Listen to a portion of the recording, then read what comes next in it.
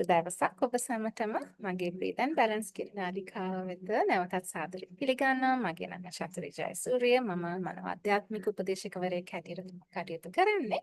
ඉතින් ගිය සතියේ අපි කතා කරේ දෘෂ්ටි කෝණ ගැනනේ. කොහොමද අපේ යථාර්ථයේ මේ දෘෂ්ටි කෝණ හරහා හැදෙන්නේ සහ ඒ දෘෂ්ටි කෝණ වෙනස් කරගත්තම කොහොමද අපිට අපේ යථාර්ථය කියන දේ අපේ ජීවිතය කියන දේ වෙනස් කරගන්න පුළුවන් වෙන්නේ කියලා. වඩා හොඳ පැත්තකට ජීවිතය ගෙනියන්න පුළුවන් වෙන්නේ කියලා. ඉතින් අද මම කතා කරන්න ඕන කියලා හිතුවා. ඇත්තටම කොහොමද මේ අපේ දෘෂ්ටි කෝණ වෙනස් කරගන්නේ කියලා. කියන්නේ ප්‍රායෝගිකව අපිට කරන්න පුළුවන් මෙවලම් දෙකක්, ටෙක්නික්ස් දෙකක් මම ඔයගොල්ලොත් එක්ක බෙදා හදා ගන්නවා කියලා හිතුවා. මේක බොහොම සරලව කරන්න පුළුවන් දෙයක්. පළවෙනි එක තමයි අපි කියන higher perspective එකක් ගන්නවා කියලා කියන්නේ. අපි යමක් දිහා ඉහළ කෝණයකින් බලනවා කියන එක. මොකද මේකෙන් කියන්නේ දැන් අපි ගොඩක් වෙලාවට අපේ ජීවිතේ මොකක් හරි සිටුේෂන් එකක් තත්ත්වයක් තියෙනකොට අපි ඒකේ එරෙනවනේ නේද? ඒ කියන්නේ අපි මොකක් හරි ගැටලුවක් තියෙන තැනක් කියලා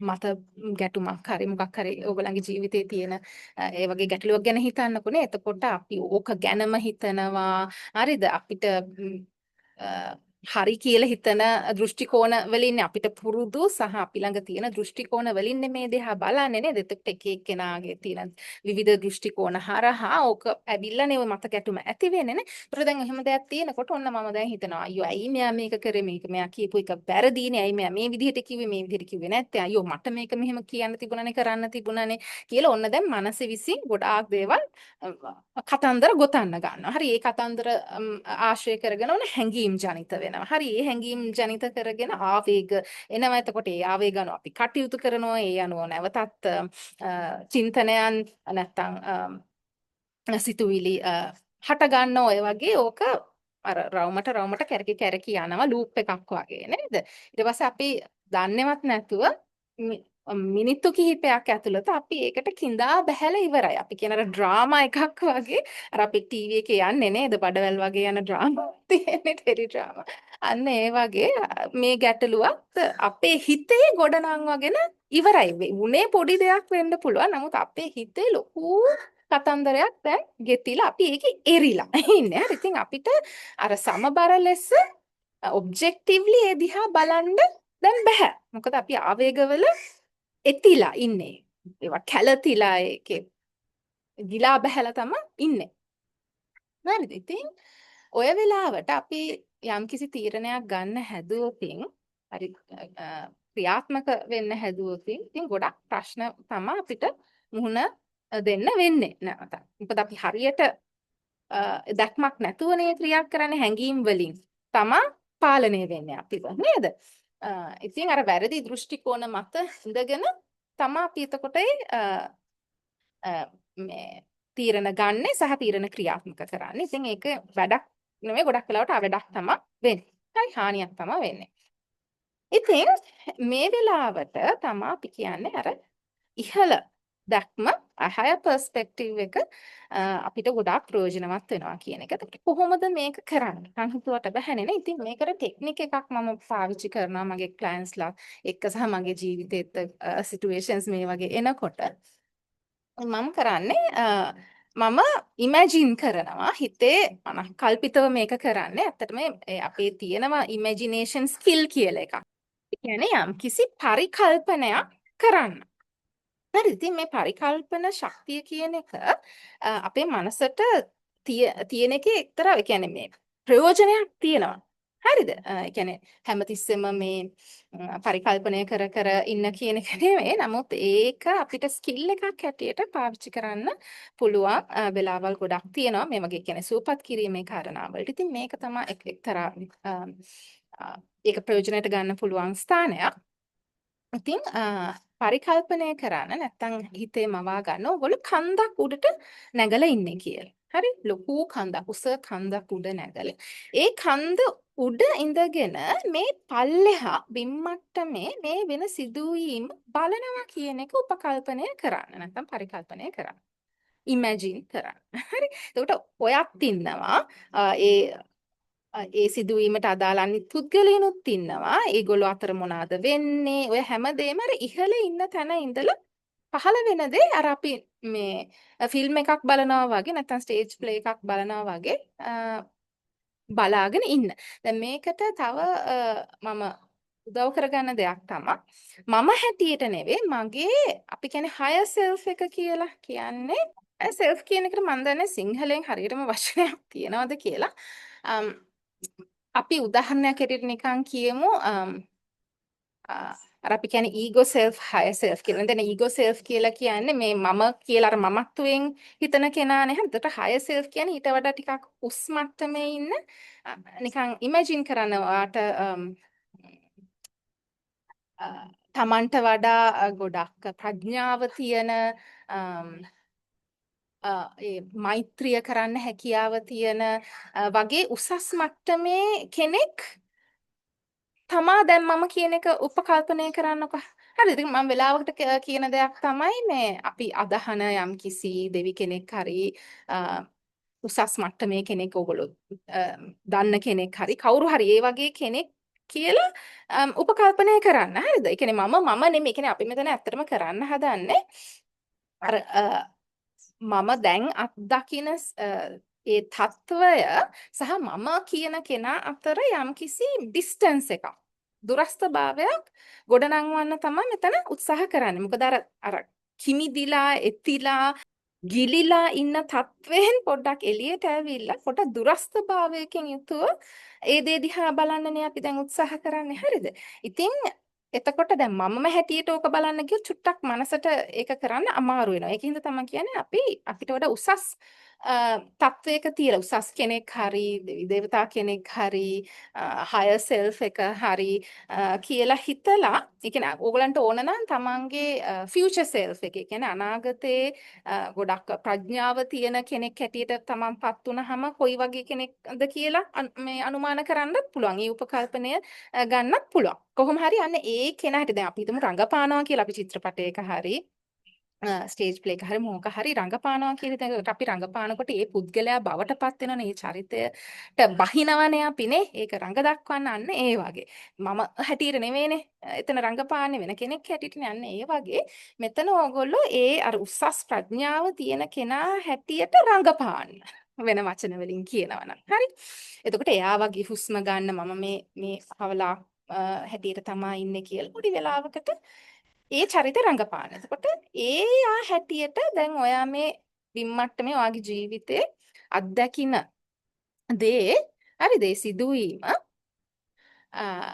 නිරීක්ෂණය කරනකොට ඔයාට වෙනමම කෝණයකින් වෙනම දෘෂ්ටි කෝණයකින් ඒ සිදුවීම බලන්න පුළුවන් වෙනවා. එතකොට ඇත්තටම ඔයාට හිතේ ඇත්තටම මේක ගොඩක් වෙලාවට හිනහ යන තත්වයක් බවටත් පත් වෙනවා. මොකද ඇත්තටම අර අපි අර ඉංග්‍රීසියෙන් කියනවා හරි ඩ්‍රාමා එකක් කරගෙන කියලා අපේ ජීවිතේ නේද? එක එක බහූත ඔළුවෙන් හිතාගෙන ඒ ගොතාගත්ත කතාවක්නේ නේ අපි ඉරිලා ඉන්නේ.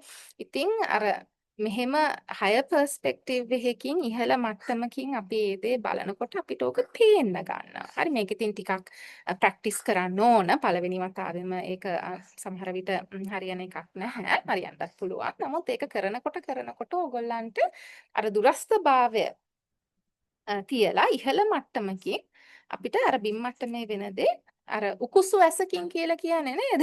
අන්න ඒ විදිහට බලන්න පුළුවන් වෙනවා. එතකොට අපිට නොදැනුවත්වම අපිට පේන්න ගන්නවා අපි කලින් මම කියන අර මමත්වයෙන් යුතුව අපි ඒ දේ බලනකොට දකින්න බැරි වුණ ගොඩක් දේවල් අපිට ඒ මට්ටමේ ඉඳලා දකින්න පුළුවන් වෙනවා. හරි. ඒක එකක්. දෙවෙනි උපක්‍රමය තමයි ප්‍රශ්න අහන එක. ඒ කියන්නේ ප්‍රශ්නයක් දෙනවා අපි මනසට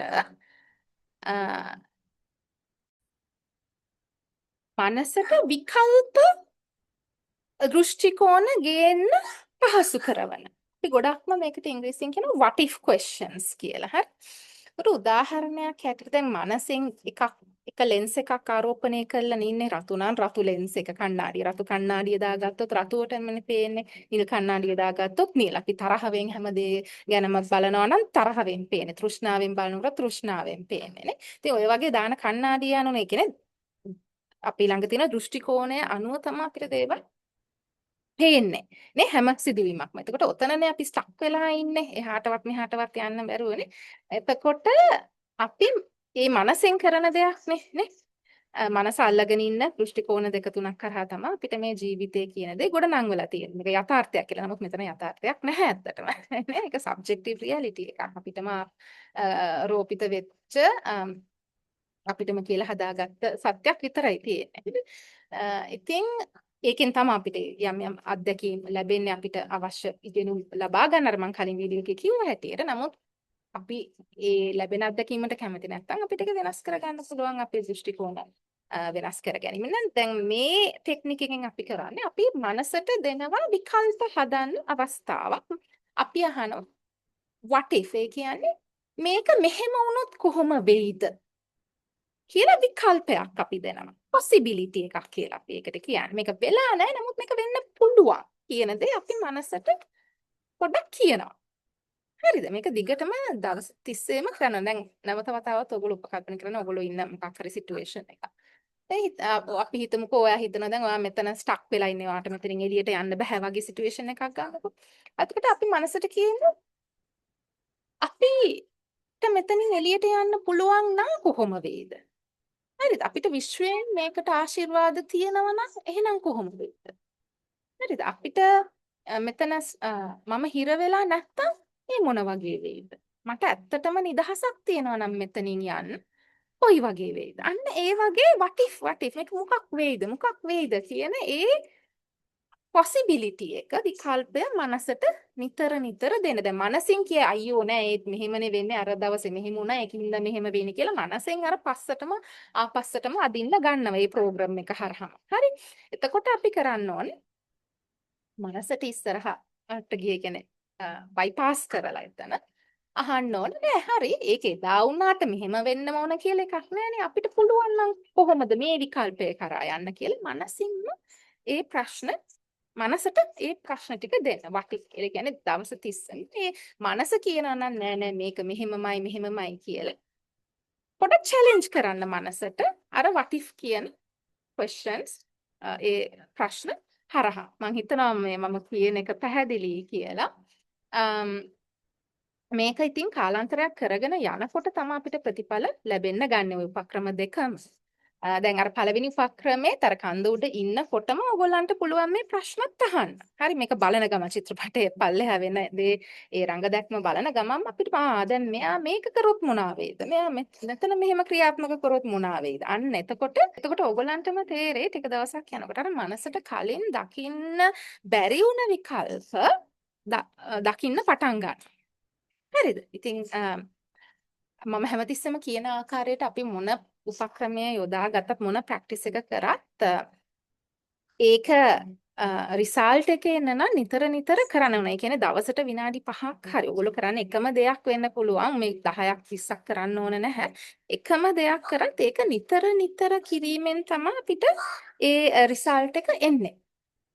හරිද? ඉතින් මේ උපක්‍රම දෙකම එක හරි ඒ දෙකම හරි ඔයගොල්ලෝ දිගටම කරලා බලන්න ඔයගොල්ලන්ගේ දෘෂ්ටි කෝණය කොහොමද වෙනස් කරගන්න පුළුවන් කියලා.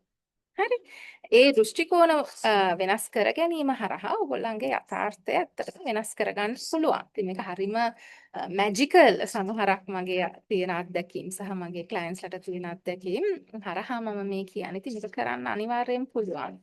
සමහර විට කාලයක් ගත වෙයි. නමුත් කරන්න බැරි දෙයක් නෙවෙයි. ඒකට ඕගොල්ලන්ගේ උත්සාහය සහ කැපවීම තමයි අවශ්‍ය වෙන්නේ. හරි. ඉතින් මම හිතනවා අද මේ සාකච්ඡා කරපු කාරණාත් ඕගොල්ලන්ගේ ජීවිතයට අනුගත කරගන්න ඕගොල්ලන්ට හැකියාව ලැබෙයි කියලා. ඕගොල්ලන්ට මේ වීඩියෝ එක උපකාරයක් වුණා කියලා හිතනවා නම් පොඩ්ඩක් ලයික් එකක් දාලා අනිත් අයත් එක්ක බෙදා හදා ගන්න. ඉතින් නැවතත් හම්බ වෙනතුරු ඕගොල්ලන්ට ගොඩාක්ම සුබ දවසක් ප්‍රාර්ථනා කරනවා. ගොඩක් සමබරතාවයෙන් යුතු ජීවිතයක් ළඟා කරගන්න පුළුවන් වෙන්න කියලා ප්‍රාර්ථනා කරනවා. ස්තුතියි.